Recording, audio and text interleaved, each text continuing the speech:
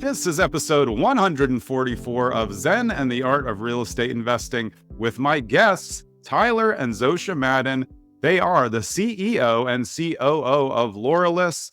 They are real estate investors, entrepreneurs, and they've been all over the flipping game since I found them on Instagram a long time ago. Guys, welcome to the show. I'm excited that I finally got you on. Thank you for having us. I know it's been a long time coming and something we've been looking forward to, and I'm very excited to be able to do this with Zosia. I think what we do is possible only because we do it together. So I'm excited to share our story. Yeah, thanks for that. Yeah, of course. No, I'm excited, and like I was telling you in the pre-call, I do really enjoy having couples on who work together because I think that's a barrier for a lot of people to entry. Why don't we start there and tell us, Tyler, I think we're ahead of the game because you're a GC. Yeah. How did you eventually get Zosia involved? And Zosia, were you ready to get involved? I think it's funny because it's the answer that people don't want to hear. It was a long process. Yeah.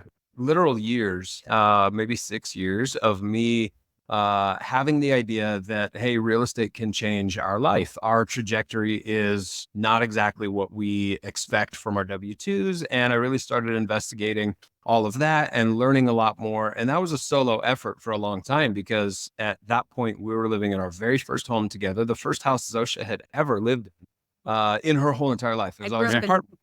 Yeah.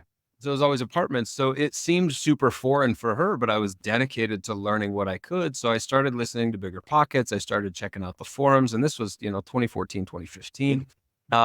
So back a while, and then I became a contractor just for no other reason than I liked fixing up a house for us to live in, to call home. So over time, I got better and better, and that turned into something that turned into a career I never intended.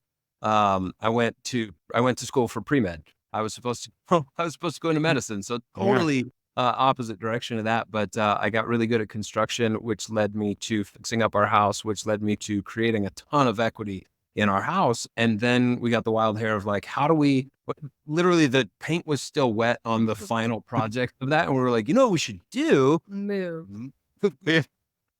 But my selfish ass was like, how do we do that without getting rid of this house? And that's when we really understood the power of real estate, where we used a HELOC to get our second home, which is the one that we're in here. And we used part of that HELOC to remodel it, to do the same thing, force a boatload of equity, refinance, pay off the HELOC, and then we still had enough equity. So that, I think, was a huge turning point for me to prove firsthand to Zosia. And this was over from 2013 to 2018. I fixed up that house. Yeah. Live and flip for that period. Well, what was the 5-year process like for you, Zosia? And then when did it click for you? Because it was probably a different time than for Tyler. Totally. And I think that it was interesting because his first inclination to keep our first house as our first rental, and we had house hacked it. We had a couple of roommates. Before we knew what it was. Knew what that term to get sod. And I thought that was cool, right? We just made some money to pay off some things. Yeah. So, projects done, and somehow it kept getting paid for. And we weren't out of pocket for it, which was awesome. And then once we got this house, it was definitely that understanding of, okay, now we're landlords. This is interesting. Our first foray into real estate and being landlords, there was fire. So there was all sorts of really exciting things. And I still was in it. Yeah. And I think really the biggest next change is in 2020, when the world shut down. We started doing a little bit more research. Definitely him. I still had a W-2 job. And that's really what led us into saying, okay, we have now tons of equity in our second home. What do we do with it? And he did a great job completely diving in, spending a lot of time on learning and then getting me into learning also, but in small tidbits, which was super helpful. Like a quick screenshot of a podcast he was listening to, or not the whole thing, just a little thing like, good luck. Tell me when you're ready. Like, that doesn't work. And I would say that for anybody who's just getting into it, it was very beneficial in our story for me to have my W-2 job as long as I did, because it allowed us to be very lendable. I had really high level jobs. It kept us stable while we were able to jump in, have an entrepreneur in the family. And so I would say that anybody that's saying, hey, they want to work with their spouse, be very clear about what your goals are and how you're going to get there versus being like, see you jobs, like we're both going to do this together. Right. At the same time. I think that's really Yeah. important though, because I think that's part of the partnership to know that, look, hey, somebody's got to stick with the W-2, like you said, so you're lendable and you have keeping the solid credit instead of both jumping ship at the whole time and putting all your eggs in one basket. How did you get past the imposter syndrome? Is it just by being yourself, or was it really the collaboration and picking the right groups and excluding the people who you knew weren't in it for the right reason? Wait, hold on a second. Does anybody ever get over imposter syndrome? I hope not, because I think it helps us all succeed by having a Ooh. little bit there, because then you have to strive to get past it.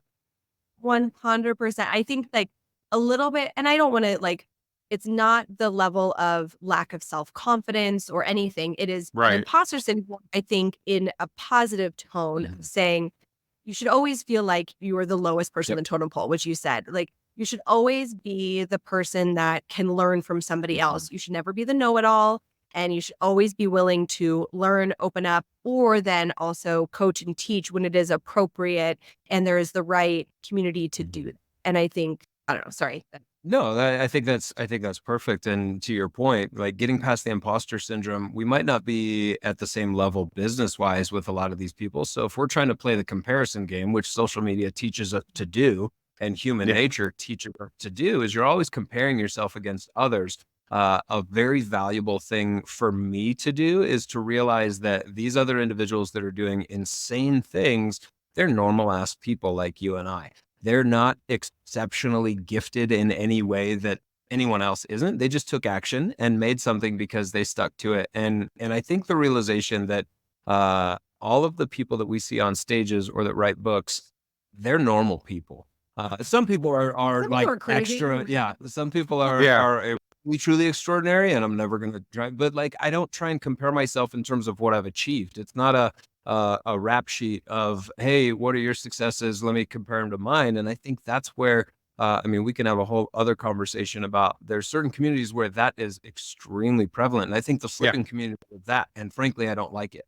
But the reason I'm comfortable talking to the people and making new friendships with people that are quote unquote out of my league is because I look at them just as people, not to diminish what they've done, but I can connect with anybody. Put me in a room with someone and I'll find a way to connect with them. Oh. Well, and I think the other thing from our previous conversation about building great relationships, it took us a long time. It took us, I say us now, Tyler, a very long time to vet and build great relationships with our subcontractors that we use now for client projects and flips. Well, I took the same exact mentality of my real estate investing, relationship-based activity, being authentic and genuine. It's not just for the people that I want. So it's for literally everybody, everyone in my life. I'm trying to build relationships, and my subs are no different. My suppliers are no different. We're universally trying to be authentic and genuine. And does that mean we'll get taken advantage of sometimes? Yeah, probably. But over the years, I've curated a roster of subcontractors that'll go to town for us. They will bend over backwards for us because we take care of them and we're good people. I'm sorry to cut you off. No, but for example, our HVAC took a little bit longer, took 2 or 3 days longer. And what that did is that it pushed our hardwood floors back because we had to acclimate. Which pushed another trade back. It like we flipped it around, and so we figured it all out. But I had to make the calls today of saying, hey, I had you on the schedule for Monday. Guess what, friend? We're going to have to push some things around. And you know what he said? No problem, fam. We're good. I'll figure it out for you.